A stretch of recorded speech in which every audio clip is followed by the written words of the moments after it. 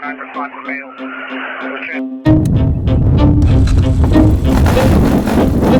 In the headlines almost daily. 5-year-old girl was killed in an accident involving a UTV. Children injured or killed on ATVs. He was sweet, sweet, sweet, sweet, sweet, sweet. And we loved him so much. And this is unbelievable that this is happening. I had every emotion running through me. I didn't even know what. I just kept praying to God, please, just please, I hope they are alive. Between 2016 and 2020, the Consumer Product Safety Commission estimates about 140,000 children under the age of 16 ended up in emergency rooms for ATV-related injuries. That's the equivalent of every child in the state of Wyoming going to an ER for just that one reason. From doctors to federal regulators, to even ATV manufacturers. For years, they've all agreed on one premise.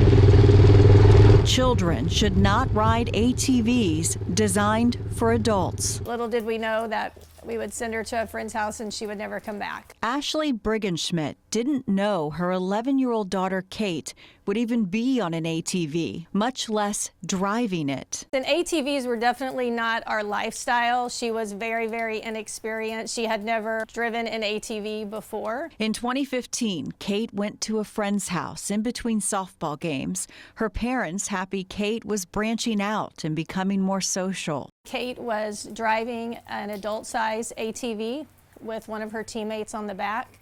Neither of them were wearing helmets. The ATV tipped over. Kate's teammate jumped off the back.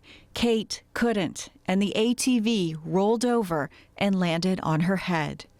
Ashley got a phone call no parent can imagine. I thought she had been in a car accident. An ATV crash never crossed my mind. 11-year-old Kate died instantly.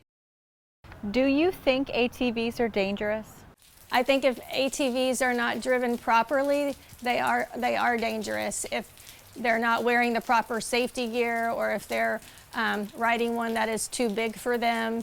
I mean, Kate weighed 75 pounds and she was on a machine that weighed 750. In Kate's memory, Ashley fought to change the law in Indiana. As of 2017, all children under the age of 18 must now wear helmets on ATVs on public and private lands in her state. According to the Indiana Department of Natural Resources, in the 5 years prior to the new helmet law, there were 29 child fatalities. In the 5 years after the law, there were only 7. Every ATV now comes with these stickers, warning labels from the manufacturer listing a minimum age. This sticker is typically on the full-sized vehicles. It says, "No children under 16." We examined ATV laws all across this country. They vary greatly, all the way down to the county level.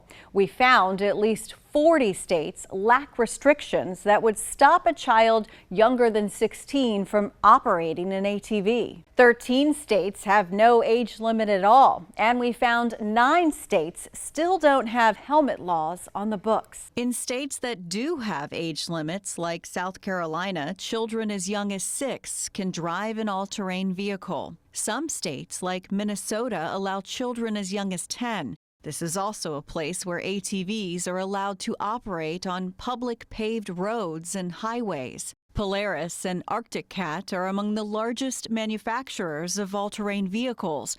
They're also headquartered in Minnesota. It's really confusing, like the hodgepodge of state laws. It creates a very confusing atmosphere for someone who actually wants to follow the rules. For 20 years, Rachel Weintraub was the legislative director and general counsel for the Consumer Federation of America. The nonprofit consumer watchdog tracks ATV fatalities through news reports and found 291 deaths last year, 54 of them children. Weintraub is no longer with the organization, but remains passionate about this issue. We know what we need to do to make these vehicles safer, for these numbers to go down dramatically. We really need to think about the best ways to ensure that children are on vehicles that are the right size and powerfulness for them. For the Consumer Product Safety Commission, ATVs remain the most dangerous discretionary use product for children. ATVs and side-by-sides together are responsible for the most number of deaths in our jurisdiction. We found the agency's recalled a total of 270 types of ATVs over the last 23 years.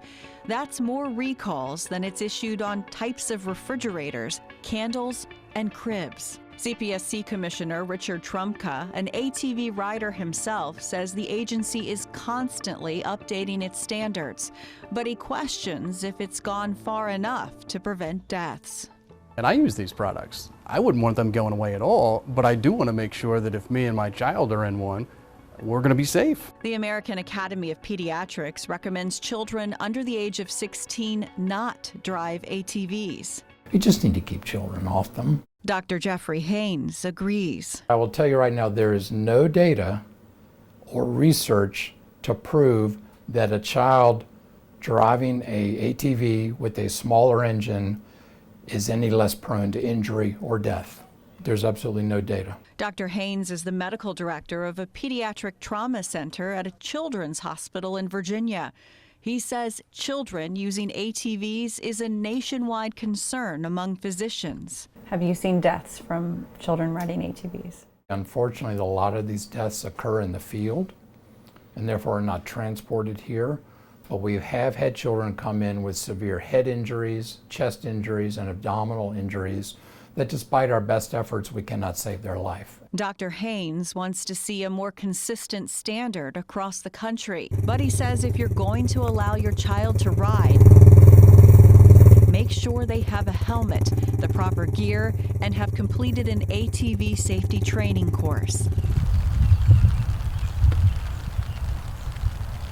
So this is Kate.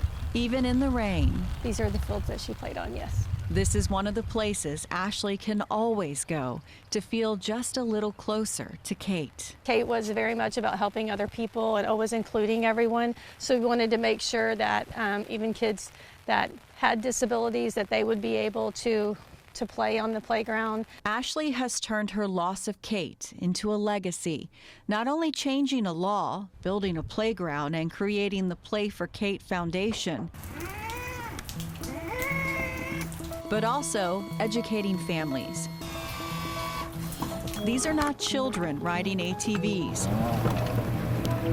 These are robots, Safety Sarah and Safety Sam. He'll move forward, backwards, he will turn. They're wearing helmets with all the appropriate safety gear on child-sized ATVs. The difference from an adult size is striking. The robots can talk and answer questions, teaching valuable ATV safety information. I feel like ATVs are safe and they're fun, and I'm not anti-ATV. I just want them to be driven safely.